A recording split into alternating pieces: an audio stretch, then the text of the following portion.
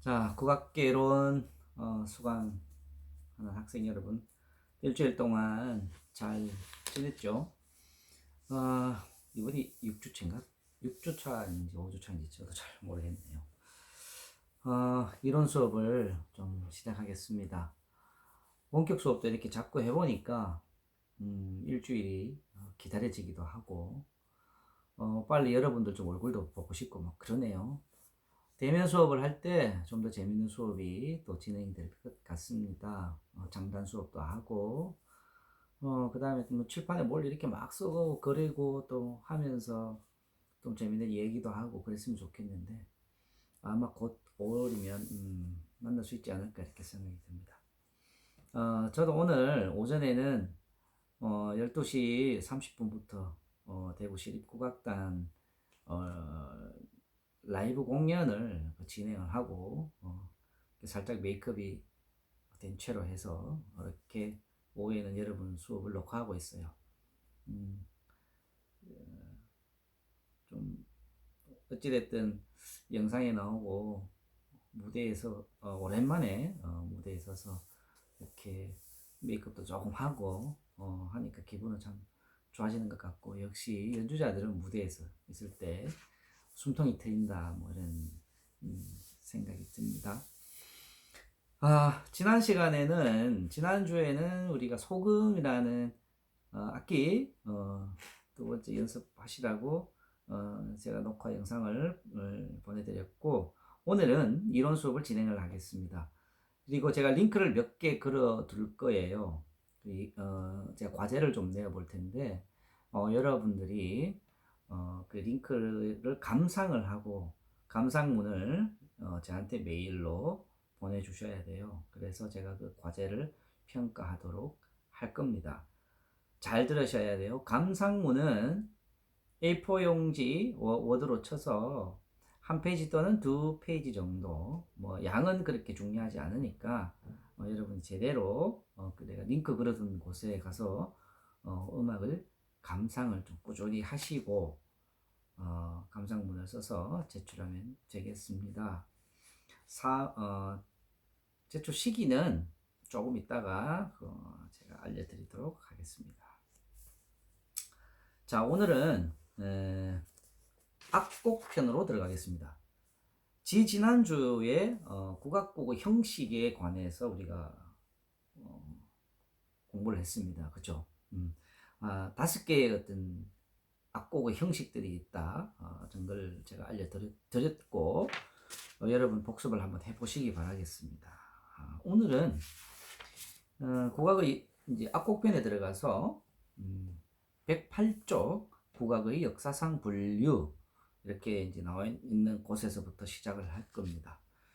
거기에 보면 여러분 이제 교재를 한번 읽어 보시길 권할게요. 한번 쭉 읽어 보세요. 읽다 보면 여러분이 정말 생소한 용어들의 잔치이다라고 생각할 수 있어요. 뭐 악, 당악, 소악, 향악, 뭐 여러 가지 용어들이 나옵니다. 근데 절대 이 용어에 대해서 스트레스 받지 마세요. 네. 이 용어는 제가 대변 수업할 때 여러분에게 아주 일목요연하게 정리해서 알려드릴게요. 예, 그룹을 지어놨다는 거죠. 분류, 악이라는 악의 틀 속에 있는 어떤 음악들이 있다. 뭐 향악은 어떤 것이다. 뭐 이런 거기 때문에 여러분 크게 여기에 대해서 용어가 많다고 해서 스트레스를 안 받았으면 좋겠습니다. 자, 그러면 108쪽과 109쪽을 걸쳐서 여러분이 꼭 한번 교재는 읽어보시기를 제가 권하고, 이 교재는 국악의 역사상 분류라고 해서 자, 악, 그 다음에 당악, 향악 이렇게 분류를 해놨습니다. 이 분류는 사실 뭐 역사적인 분류라고 되어 있고요. 우리 국악인들 사이에서는 사실은 이런 역사적 분류에 별로 의미가 없고, 음악의 내용적인 의미에서 분류가 있습니다. 크게 두 가지예요. 정악과 민속악. 이렇게 두 가지의 부류로 우리가 분류를 해요. 그거는 차후 제가 우리 대면 수업을 할 때 여러분하고 같이 이야기하면서 그렇게 정리를 해드리도록 하겠습니다. 자, 오늘은 굉장히 중요한 이제 악곡을 하나 들어갈 거예요. 111쪽인데 아악이라고 되어 있죠. 아악. 이 아악이라는 말은 아자는 굉장히 아정하다는 뜻입니다. 정갈한 음악이다. 굉장히 어떻게 보면 모호하고 조상적이겠죠. 여러분이 아는 전통 뭐 서양 음악의 좀 클래시컬한 음악, 궁중에서 음악. 주로 이제 이 아악의 범주에 드는 악곡들은 계층별로 궁중에서 했던 음악이나 사대부의 선비층에서 그 계층에서 향유하였던 여러 가지 음악들을 아악이라고 불러요. 음악의 스타일이 음악을 이렇게 악곡을 들어보면 이제 제가 요거 여러분 과제를 내일 들어볼 과제를 오늘 영산회상이라는 이제 악곡을 들어보고 감상문을 이제 여러분 제출해야 될 텐데 전체적으로 음악이 뭐 희노애락이라든지 그 격정적이라든지 이런 걸 느낄 수가 없어요. 마음을 구심, 나의 감정을 폭발하지 않고 표출하지 않고 마음속으로 딱 잡아서 뭐 정진을 한다거나 수양한다거나 이렇게 우리 그 마음을 다 잡는 음악, 아정한 음악 뭐 이렇게 표현을 하면 될 것 같습니다. 교재를 한번 보겠습니다. 111쪽. 먼저 아악의 범위를 어떤 기준에 의해 정할 것인지 생각해 볼 필요가 있다. 뭐 이렇게 되어 있습니다. 좀 내려가 보도록 하겠습니다. 세 번째 줄 보면 우리가 일반적으로 아악이라고 규정하고 있는 곡들의 특징을 살펴보면 발생 연대가 좀 비교적 오래된 것으로 고악보에 전해지고 있는 것, 그리고 장식법이 과장이 없이 아정하며 많은 악기의 합주음악이다. 궁중에서 하면 스케일이 클 거 아니에요. 그래서 합주음악들이 주로 좀 많이 있다. 궁정이나 상류 지식 계급 사이에서 전해지는 것들 등이다. 네. 이러한 점들을 충족할 수 있는 조건이면 우리가 아악이라는 범주에 넣을 수 있는 곡이다. 이렇게 생각하면 됩니다. 아악곡을 연주하는 데 있어서 곡에 따라 악기 편성이 많이 달라지는데 현악기가 위주되는 줄풍류가 있고 관악기가 중심이 되는 대풍류라고 불러요. 관악 합주도 당피리를 쓰는 곡조가 있고 향피리를 쓰는 곡조가 따로 있다. 당피리, 향피리는 뭐냐 하면 필이라는 악기가 작지만 굉장히 음량이 큰 관악기가 있어요. 그래서 주도적인 역할을 해가는데 멜로디를 이끌어가는 이 악기가 당필이라는 악기를 연주하는 곡이 있고 향필이라는 악기를 연주하는 곡이 있다. 이렇게 이해를 하면 됩니다. 자, 악곡을 설명함에 있어서 악기의 편성에 의한 곡조를 세분하지 않고 곡조에 따라서 편성법을 이제 첨가하였다라고 되어 있습니다. 자, 그 밑에 한번 보도록 하겠습니다. 영산회상. 굉장히 중요한 악곡입니다. 이 영산회상은 사실은 영산이라는 것은 영취산을 말해요. 이 영취산은 뭐냐 하면 사실 다분히 불교적이에요. 우리 학생들은 이제 또 주로 이제 기독교나 또 뭐 가톨릭 분이 좀 많겠죠. 우리나라 역사를 보면 고려 시대는 전부 다 고려 시대부터 해서 불교가 중심적인 그런 사회였죠. 그리고 또 그 뭐 조선이 왕조가 설립되면서 숙려 억불 정책을 폈다 하더라도 고려 시대 때 사람들이 다 없어지지는 않고 조선 시대의 왕조로 그냥 넘어간 거잖아요. 그러다 보니까 조선 사회에서도 이렇게 불교가 중심이 되는 그런 음악들이 나와 있는데 지금 현재에서 이 영산회상이라는 악곡은 사실은 종교적인 색채가 다 없습니다.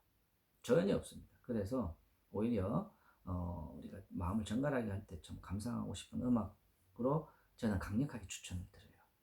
그래서 여러분 전공이 서양음악이고 다 전공을 갖고 있더라도 여러분이 영산회상 조용히 자기 전에 아주 작게 그냥 들리들 마트 틀어놔도 이 음악의 파동이나 파장 같은 것들이 우리를 굉장히 편안하게 해주는 그런 느낌을 줍니다.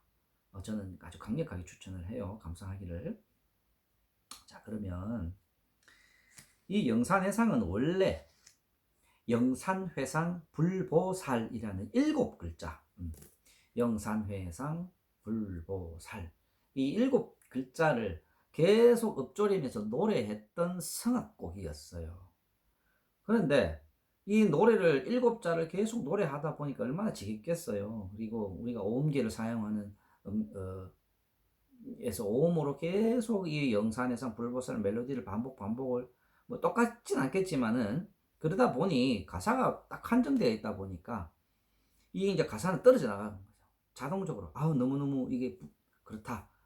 7글자만 계속 반복하니까 별 의미가 없는 것 같다. 그래서 떨어져 나가고 기악곡화된 거예요. 그러면서 첫 번째 아주 작은 곡이 하나 있었겠죠. 한 곡 정도가 뭐 있으면 여기서부터 점점점 가시를 쳐나가는 것이죠. 그래서 최초의 영산회상은 현악기가 중심이 된 줄풍류라고 부르기도 하고 현악 영산회상이라고 부르기도 하고 또 다른 이름은 중광지곡이라고 불러요. 현악기가 중심이 되는 현악 영산회상, 중광지곡, 줄풍류 이 세 가지의 제목이 다 똑같은 곡을 지칭을 합니다. 그리고 영산회상이라는 곡은 여러 가지 곡들이 모여있는 모음곡 형태인데 이 모음곡 형태가 세 가지가 있습니다. 그래서 원조 영산회상, 그냥 영산회상이라고 부르면 우리가 이 현악기가 중심이 되는 중광지곡을 지칭하는 것입니다. 자, 그럼 영산회상 첫 번째 현악기가 중심되는 영산회상은 총 9곡으로 구성되어 있습니다. 교재를 잠깐 보겠습니다. 영산회상에는 세 가지 종류가 있다. 그 하나는 현악기 중심의 현악 영산회상인데 현악기 중에서도 거문고가 중심이 되기 때문에 거문고 회상이라고도 부르며 그냥 영산회상으로도 불린다. 다른 이름으로는 중광지곡이로 라는 이름을 갖고 있다. 자, 이 9곡의 영산회상은 아래와 같이 되어 있다. 이렇게 해서 교재 밑에 나와 있습니다. 1곡, 제일 첫 번째 곡, 상영산. 이렇게 해서 9곡까지 곡 제목이 나와 있습니다. 자, 여기서 한 가지 교재 수정을 하도록 하겠습니다. 제 5번째 곡이 삼현으로 3자로 되어 있는데 이걸 고쳐주세요. 상현, 윗상자 상현도들입니다. 네. 요거는 교재의 미스테이크, 실수라고 보면 됩니다. 상현도들이 이렇게 해서 상령산, 중령산, 세령산, 가락들이, 상현도들이, 하현도들이, 연불도들이, 타령, 군악 이렇게 9곡의 모음곡으로 된 현악영산회상이에요. 이 현악영산회상은 현악기가 중심이 되기 때문에 관악기가 합주를 하지만 음량을 현악기가 좀 잘 들리게 하기 위해서 대금 같은 경우에는 사실은 중고음역보다는 중저음역의 음역대를 가지고 연주를 하고요. 피리는 아주 가는 피리가 있습니다. 새피리라고 해서 음량이 향피리, 주로 이제 향피리라는 악기를 부는데 새피리라고 해서 굉장히 음량이 작은 악기를 가지고 연주합니다. 중광지곡의 특이점입니다. 그리고 9곡 피리는 향피리, 대금은 음량의 중저음으로 이렇게 해서 분다. 해금도 원산이라는 몸통에 있는 브릿지가 있어요. 이 브릿지를 가장자리로 조금 옮겨서 음량을 좀 줄여서 이렇게 연주를 하기도 하고요. 이 중광지곡은 단소라는 아주 작은 악기, 맑고 섬세한 소리가 나는 단소라는 악기와 그리고 양금이라는 철사로 된 타현악기가 있습니다. 이 양금을 추가해서 합주를 하고 연주를 하기도 합니다. 112쪽을 잠깐 보겠습니다. 자, 이 영산회상의 원곡은 상영산으로 영산회상 불보살의 7글자를 노래로 부르던 성악곡이었으나 지금은 가사가 없어지고 기악곡화되었다. 자, 상영산, 중영산은 서양음악에서 메트로놈 속도 한 30 정도 속도를 이어가요. 그리고 세령산 가락들이 쪽으로 올망하면 이제 메트로놈이 한 45에서 50 정도의 속도로 갑니다. 그리고 점점 갈수록 메트로놈 속도가 뭐 100 넘어가기도 끝으로 가면. 그래서 이거를 우리가 지난번에 형식 수업을 할 때 세 틀 형식이라고 아마 여러분 기억나는 학생들도 있을 거예요. 그래서 세 틀 형식의 악곡입니다. 영산해상은 다시 교재를 봐서요. 이처럼 긴 것, 중간 것, 잦은 것은 예로부터 많이 쓰이던 옛음악의 형식에서 온 것으로 볼 수 있다. 정확히 알 수 없지만 원곡의 상령산에서 그 이하의 곡들이 생겨나기는 조선 말엽으로 보인다. 상령산이라는 곡조에서 영산, 회상, 뭐 불보살 이런 이제 가사들을 일자 다음의 형식으로 노래를 아마 불렀을 거예요. 일자 다음이라고 하는 것은 영이라는 글자 하나에다가 이걸 지속을 해야 되기 때문에 뭐 영 하면 음이 벌써 따라라라라라 몇 개가 나오잖아요. 한 글자에 여러 가지 다가 많은 이게 일자 다음 형식 이렇게 했겠지만 굉장히 7글자밖에 안 돼서 한계가 있었을 거잖아요. 그래서 가사는 떨어져 나간 거예요. 자동으로 도태가 됐고, 그 다음에 이제 기악하는 연주자들이 계속 그 가락들을 이렇게 생성하기 시작한 거예요. 그러다 보니 상령산에서부터 파생이 돼서 중령산이라는 곡을 하나 만들었을 것이고, 중령산에서 이제 속도를 좀 빨리 하자, 조금만 좀 땡겨서 가볼까요? 해서 세령산, 그 다음에 가락들이 상현도들이, 하현도들이, 그 다음에 연불도들이, 타령, 군악까지 해서 9곡이 처음에 원조 영산해상으로 딱 만들어진 것입니다. 자, 악기 편성을 밑에 보겠습니다. 그 가운데 여러분이 교재 가운데 보면 하, 이, 하 뭐 이렇게 정간보로 쭉 되어 있고 오음약보가 보이죠. 제가 우리 기법법 설명할 때 이거 오음약보라고 했습니다. 상일, 상이, 뭐 하일, 하이 했는데 옆에 보면 두 번째 줄 보면 뭐 궁 표시가 이렇게 있습니다. 그죠? 네. 영산의 상 이렇게 되어 있고 밑에 이제 교재를 보겠습니다. 악기의 편성은 원칙적으로 검은고, 가야금, 세필이, 자 동그라미 세필이, 대금, 해금, 장고, 단소, 양금, 단소, 양금 포함되어서 이렇게 합니다. 각각 하나씩 편성이 되지만 경우에 따라서는 이제 단소가 없을 수도 있고 양금이 빠질 수도 있고 이래요. 예.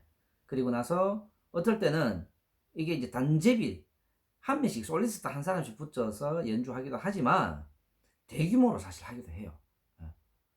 이제 뭐 악단이 규모가 크면 이제 영산에서 뭐 대금도 10명, 피리도 10명 이렇게 막 해서 이렇게 연주하기도 합니다. 가야금 뭐 20명 이렇게 해서 이 음악의 사용처는 사실 뭐 어디서 했는지 잘 모르겠지만은 뚜렷진 않아요.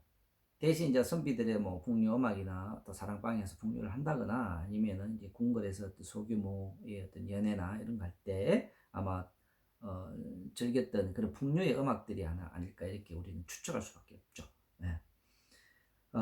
일단 정확한 것은 현악기가 중심이 되어서 한다고 해서 이걸 줄풍류, 줄풍류라고 부른다. 두 번째는 자 이 영산해상 이제 첫 번째 원조가 있습니다. 이렇게 원조 영산해상 중광지곡에 의해서 제가 설명을 해드렸고요. 두 번째는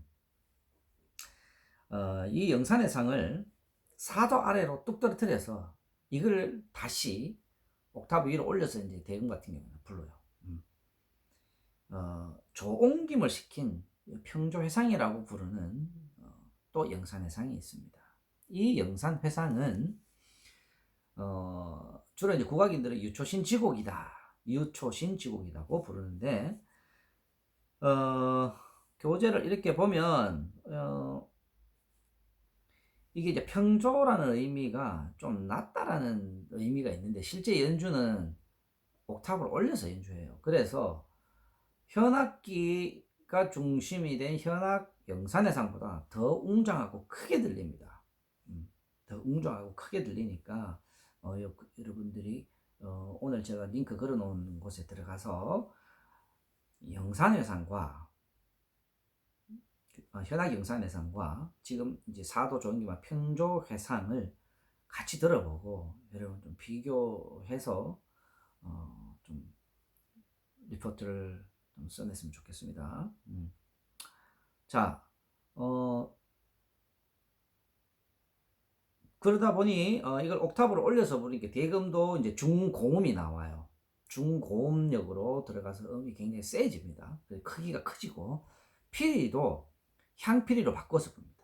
그렇다 보니까 이제 아주 사운드가 굉장히 커져요. 굉장히 커지는 그런 효과를 나타내서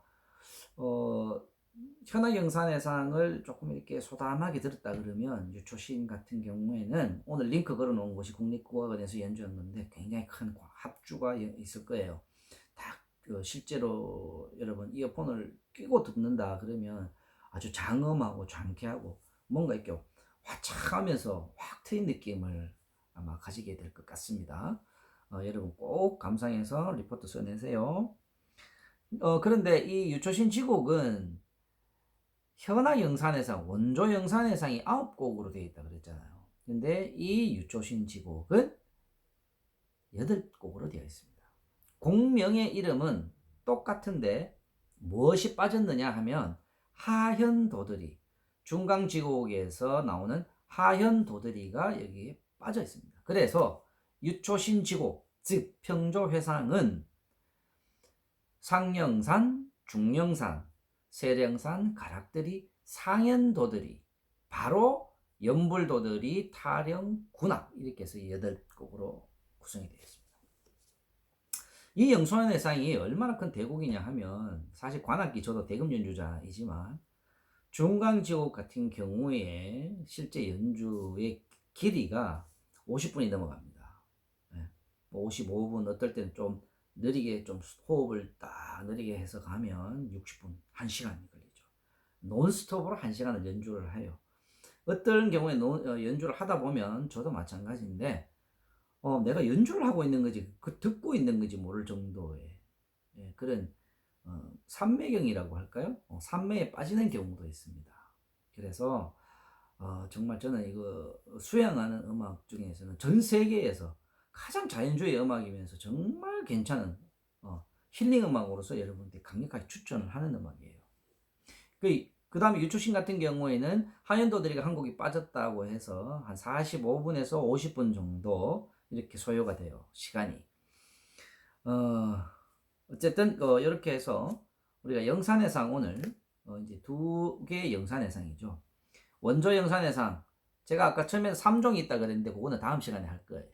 감상도 여러분 다음 시간에 해볼 거고, 첫 번째 영산회상은 현악기가 중심이 된 현악영산회상이고요. 두 번째 현악영산회상을 4도 아래로 내려서 조옮김을 한 영산회상인데 이게 너무 낮다 보니까 옥타브를 올려서 연주를 했었어요. 그러다 보니 자연적으로 대금이나 관악기들이 소리가 높아지고 세집니다. 그래서 더 크고 화창하고 장엄한 어떤 분위기를 자아내는 그런 연주곡이에요. 그래서 해금도 사실 음량을 조금 유초신에 가서 좀 높이고요. 그렇게 하고 있습니다. 여기 유초신 지곡의 상령사는 114쪽을 한번 볼게요. 이 곡의 셋째 줄에 나옵니다. 이 곡의 첫 장인 상령사는 필이나 대금의 독주곡으로 많이 알려져 있고, 또한 궁중정제, 이 말이 뭐냐면 궁궐에서 궁중에서 췄던 춤을 우리 용어로 정제라고 부릅니다. 궁중에서 추는 춤, 이 궁중에서 왕 앞에서 추는 춤은 민가에서 잘 못 추겠죠. 그래서 이 춤에 춘행전이라는 춤이 있습니다. 옛날에 효명세자가 꾀꼬리가 우는 목소리를 듣고 시를 쓰고 이렇게 했다는 만든 게 이제 그 춘행가가 있는데 그 춤을 만든 거예요. 그 춘행전에서 이 평조회상이 무용 반주 음악으로 많이 사용되고 있는 그런 아직도 연주가 많이 되는 그런 곡이 유초신 지곡이다. 여러분 이렇게 이해를 하면 되겠습니다. 오늘 영산해상 3종 중에서 현악영산해상, 중강지곡, 줄풍류 이게 하나의 원조가 있고요. 그 다음에 이 음악을 4도 아래로 조옮김 한 다음 한 옥타브 위로 부르는 유초신지곡, 평조해상 이 한 곡이 있다. 이걸 배웠고요. 원조 영산해상은 9곡, 그 다음에 상영산 유초신지곡은 8곡으로 되어 있고, 또 현악 중심의 그 음악이다 보니까 단소나 양금 같은 악기들이 추가가 되고 또 빠지기도 하지만 추가가 됩니다. 그리고 피리는 세피리를 불고 대금은 중저음 위주의 음악을 연주를 하고요. 유초신지곡으로 딱 넘어오면 대금은 중고음, 단소나 양금 같은 악기는 빠집니다. 자연스럽게. 그리고 피리는 향피리로 바꾸어서 큰 음량을 만들어내고 있다. 이 정도로 정리를 하고 우리 링크를 걸어놓은 게 시간이 꽤 걸릴 거예요. 뭐 1시간 조금 이상 될 텐데 여러분이 꼭 시간을 내서 처음부터 끝까지 한번 들어보기를 제가 권합니다. 그리고 나서 여러분들이 리포트를 작성을 하세요. 감상문 해서 제가 오늘 그 전체 문자를 통해서 제 메일 주소를 남겨 놓을 테니까 여러분들이 메일로 다음 주 수요일까지 여러분 제출을 해주시면 고맙겠습니다. 네. 한 주일 동안 또 여러분 영산해상 잘 듣고 감상문 잘 쓰고 과제해서 저한테 제출하길 바라겠습니다. 자, 다음 수업에 또 만나도록 합시다.